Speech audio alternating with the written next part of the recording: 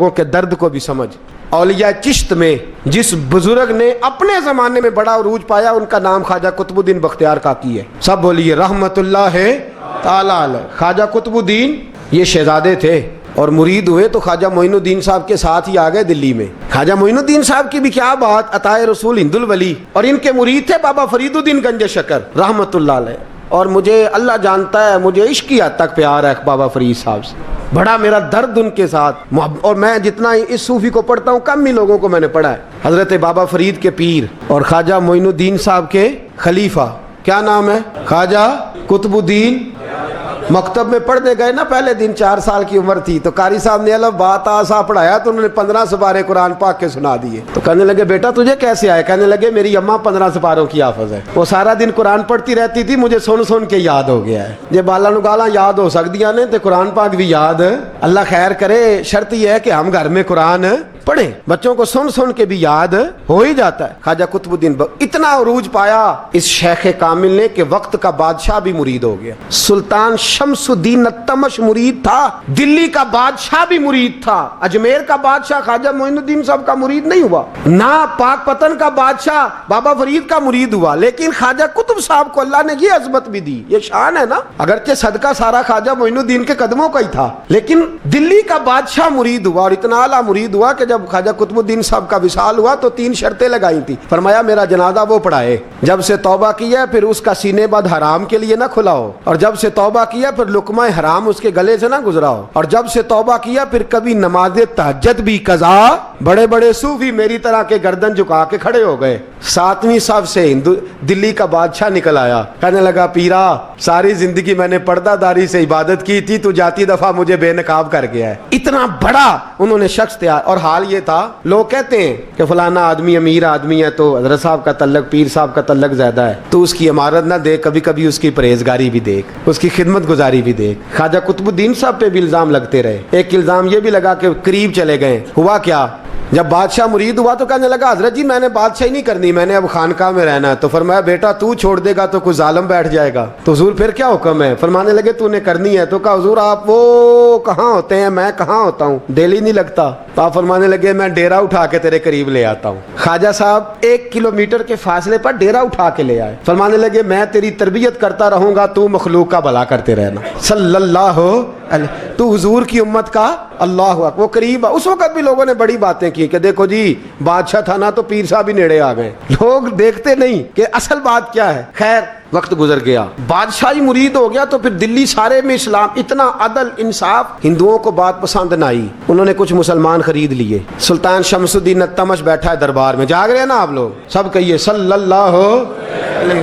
بڑی غور سے سننے والی بات. ایک دن سلطان شمس الدین تمش دربار میں بیٹھا ہے, قاضی عدالت بھی بیٹھے ہیں, مقدمات سنے جا رہے ہیں. باہر سے رونے کی آواز آنے لگی, چیخنے چلانے کی, بی بی بیان کر رہی, کیا ہو گیا کیا ہو گیا. وہ ٹال لگے ہوتے تھے بادشاہوں کے, وہ بجنے لگے, زور ہونے لگا. بادشاہ نے کہا اس فریادی کو جلدی بلاؤ. وہ اندر عورت آئی تو چیخ چیخ کے رو رو کے اس نے اپنے کپڑے پھاڑ پھاڑ کے, برا حال, 2 مہینے کا بچہ. لوگ اس کی آہو زاری پر اس کی طرف متوجہ, بی بی کیا ہوا, پانی پلاؤ بٹھاؤ, یہ کیا ہو گیا. کہنے لگی لٹ گئی, عزت برباد ہو گئی, تباہ کر دی گئی. میں کیا ہوا؟ کہنے لگی بادشاہ ایک شخص میرا غیر شرعی خامند بنا, پھر مجھے حمل ہوا, پھر میری گود میں یہ بچہ ہے 2 مہینے کا. اب گئی ہوں تو وہ کہتا ہے کہ میرا تو تیرے سے تعلق ہی کوئی نہیں. بادشاہ کہنے لگے یہ سلطان شمس الدین تمش کی جگہ ہے, اور میں نے رسول اللہ صلی اللہ علیہ وسلم کے دین کے مطابق حکومت استوار کی ہے. کون ہے جو تیرے ساتھ, ابھی گردن نہ کاٹ دوں گا, بات کر کون ہے. کہنے لگی تو کچھ بھی نہیں کرے گا, کوئی کچھ نہیں کر سکتا. لوگ کلمے چھوڑ کے بیٹھ گئے, توجہ ادھر ہو گئی. پراپوگنڈے بڑا اثر کرتے ہیں معاشرے پہ, رنگ ایسا عجیب ہے, انداز ایسا عجیب ہے. فرمایا بات تو کر. اس عورت کی آواز گونجی تو حالات ہی خراب ہو گئے. کہنے لگی بادشاہ حوصلہ پیدا کر سننے کا. کہا تو بات کر. کہنے لگی میرے گود میں جو بچہ ہے یہ قطب الدین بختیار کاکی کا ہے, یہ تیرے پیر کی ناجائز اولاد ہے. اٹھاؤ, پروفیسر سلیم چشتی نے پی ایچ ڈی کی ہے, وہ لکھ رہے ہیں اس واقعے کو. تیرے پیر کا ناجائز بچہ ہے. ہاتھ کانپنے لگے بادشاہ کے. کہنے لگے یا اللہ کبھی تو قیامت برپا کر دے تو معاملہ ٹھیک ہو جائے, میں تیری زبان کھینچ دوں گا تیری گر. تو نے بات کیسے کی؟ کہنے لگی میں نے کہا تھا نا تیرے اندر حوصلہ نہیں, میری عزت تار تار ہو گئی اور تو پیر بچا رہا ہے. अल्लाह अकबर। सुल्तान शमसुद्दीन तमश आसमान की तरफ देख के कहने लगे, मौला मुझ मुजरिम को जिसकी बरकत से उठा के तूने मस्जिद में पहुंचाया, आज मुझे तूने किस इम्तिहान में डाल दिया? ये क्या रंग तूने जिंदगी का बनाया है? कहने लगी, बुला उसे, उड़ाब गर्दन। अल्लाह अकबर। ख्वाजा कुतुबुद्दीन बख्तियार काकी, जरा उस जगह पे अपने आप को खड़ा करके देख मेरे दोस्त। जो शख्स दिल्ली के बाजार में निकले तो दुकानें बंद हो जाएं, औरतें घरों में घुस जाएं, जिसके नाम पर चर्चे हों दीन के, वो शख्स लाठी टिकाता टिकाता। उर्स मनाने आसान है, ढोल ढमक्के करके घरों को जाना आसान है, पर जरा इनकी राहों का मुसाफिर तो बन इन्होंने अंदाज क्या इख्तियार किया। हजरत ख्वाजा कुतुबुद्दीन बख्तियार काकी खबर फैल गई। इतनी शोहरत पाकीज़गी की नहीं हुई थी जितनी इस जुर्म की हुई। लाठी टिकाते टिकाते जब पहुंचे ना बादशाह के दरबार में, बादशाह उठने लगा, काजी उठने लगा, लोग उठने लगे, तो कुतुबुद्दीन बख्तियार काकी की आंखों में आंसू आए। मानने लगे, बेटो बैठ जाओ, आज मैं पीर बन के नहीं आया, मैं मुजरम बन के आया। और कहा, मेरे मालिक का इंसाफ भी देखो, दिल्ली का पीर आज दिल्ली की अदालत में अपने ना करदा जुर्म की सफाई देने आया। बड़ी लाठी पे टेक लगाई। दिल्ली की गलियां भी रोती हैं कि ये क्या रंग, अल्लाह ये तेरा क्या रंग है? ये ते मैं गुड्डी ते हथ डोर सजन दे, ओ जिंज रखे उंज रहना है, वाजिब नहीं जे विच शरीयत, मंदा खसम नू कहना ए तन मेरा कंगी होवे। मैं जुल्फ सजन दी वावां, पोश मेरे दी जुत्ती बन जाए, मैं यार दी कदमी आवां, मारो मारो मैनू मार मुकाओ, कोई यूजर ना पेश ले आवां, जे सोना ही मेरे दुख विच राजी, जे सोना ही मेरे दुख विच राज, ते मैं सुख नू चुल्ले डावां, पर यार फरीदा जे कदी मिल पे सोना, यार फरीदा जे कदी।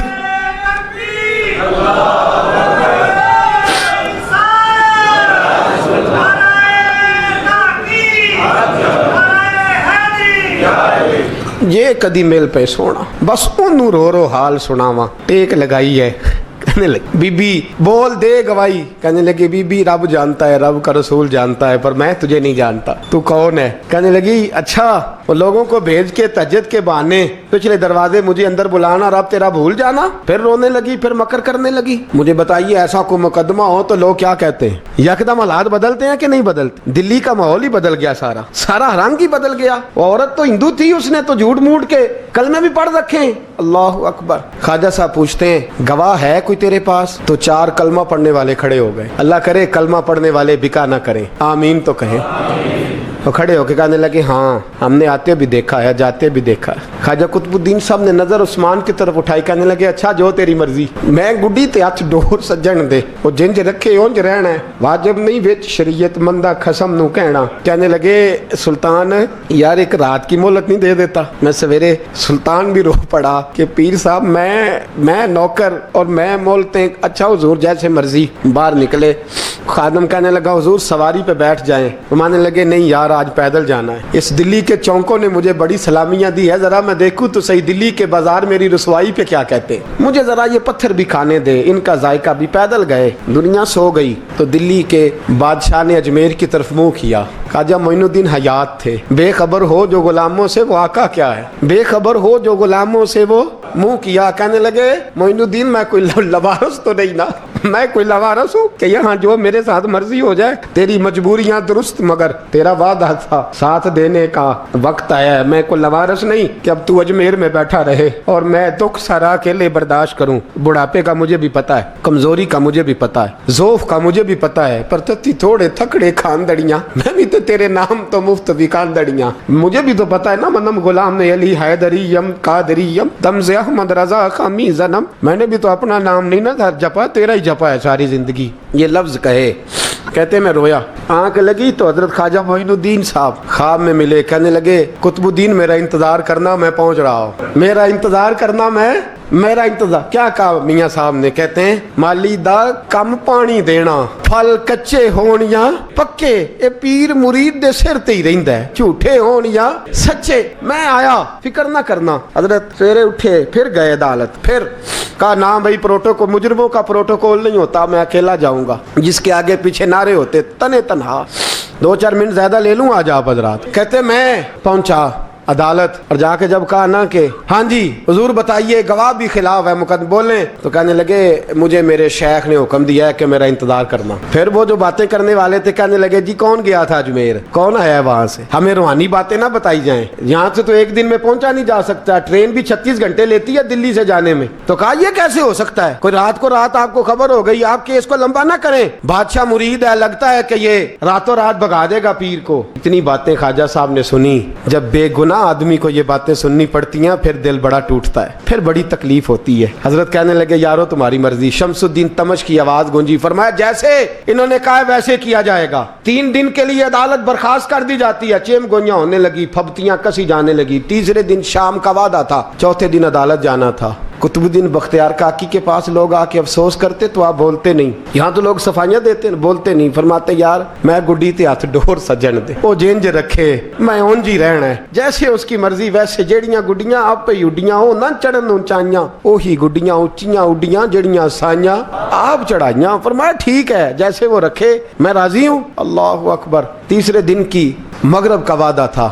جب مغرب کا سورج ڈوب گیا نا، بڑے قافلے اجمیر سے آئے پر معین الدین نہ آیا. وعدہ کیا تھا یار نے آؤں گا دن ڈھلے. وہ خواجہ غلام فرید صاحب رحمۃ اللہ تعالی علیہ فرمایا کرتے تھے نا، کوا کھانے لگا آنکھیں تو کہنے لگے کاغا اے تن سارا ہی کھائیو، میرا چن چن کھائیو ماس، میرے 2 نین نہ کھائیو، مینو پیا ملن دی آس. نے کہا سارا کھا جا آنکھیں چھوڑ دے. اس نے کہا تھا میں آؤں گا، انتظار لمبا ہو گیا ہے پر میری امید تو نہیں نہ ٹوٹی. مغرب کی اذان ہوئی تو لوگ کہنے لگے لو جی اب بس ہو گئی. خواجہ قطب الدین صاحب نے اللہ اکبر کہہ کے مغرب کی جماعت جب میدان میں کھڑی کی تو اپنی بھی چیخ نکل گئی، آئی نہیں. لیکن جب نماز کا سلام پھیرا تو خواجہ معین الدین صاحب کی 2 رکعتیں ابھی باقی تھی. خواجہ صاحب پیچھے نماز پڑھ رہے ہیں، سلام پھیرا اور نماز کے بعد جب اٹھے نا تو خواجہ صاحب کے سینے کے سینہ لگا. تو کہا حضرت جی میں شہزادہ تھا، آپ نے کہا تھا خشک روٹی کھانا تو میں نے خشک کی کھائی ہے، آپ نے کہا تھا فاقے کرنا تو میں نے کیے ہیں، آپ نے کہا وطن واپس نہیں جانا تو میں نہیں گیا. حضور اس امتحان کا آپ نے بتایا ہی نہیں تھا،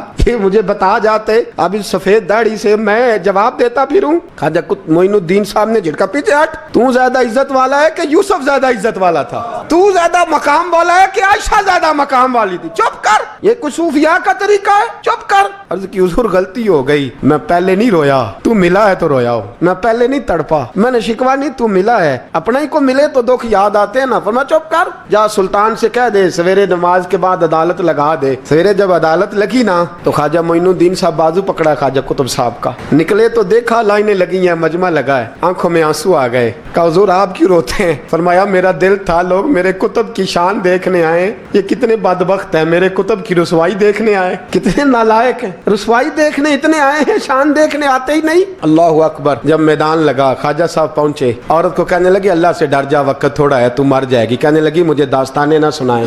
قاضی صاحب سے کہنے لگے قاضی صاحب آپ حقیقت حال سے آگاہ ہیں، خیال کریں. کہنے لگے خواجہ صاحب دلیلیں نہ دیں، گواہ لائیں، باز نہ کریں. خواجہ صاحب رحمت اللہ علیہ کہنے لگے گواہوں کو بلاؤ. گواہ آئے تو خواجہ معین الدین صاحب نے نظر تم ہو میرے کتب پر، میرے کتب کے جرم کے گواہ.